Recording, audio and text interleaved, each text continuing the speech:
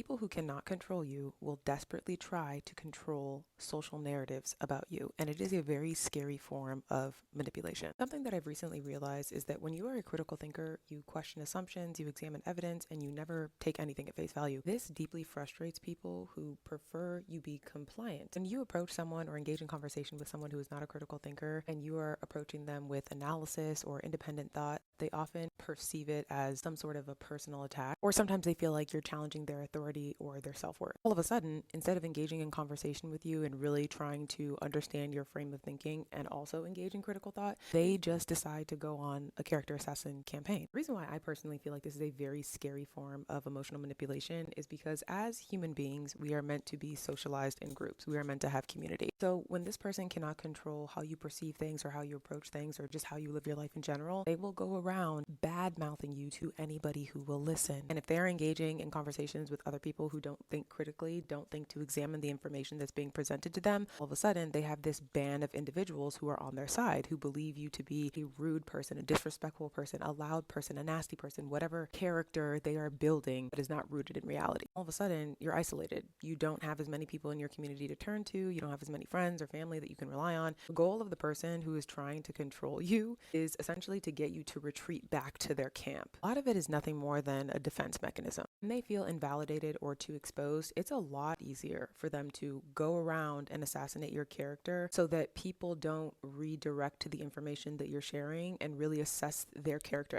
as who they are. For people like this, it's almost like if you have a conversation with them and you bring certain things to light, they feel naked and exposed. And rather than have a conversation about why they feel that way, they just go around saying that you're a rude person, you're this, you're that. And people will then start focusing on the character that they have created rather than the things that you exposed. Second reason they likely do it is because they love status. They love being perceived as important to other people. So if they're able to control narratives about you, it allows them to remain in that status. Poor way of obtaining status, but who said that these people think logically? The other reason that's obvious that people create narratives or try to control narratives about you is just like deep insecurity. A lot of it is just projecting what they refuse to look at in the mirror for themselves onto you. It can be very challenging to continue to be honest and remain in your truth and have your own identity and your free thought when you are being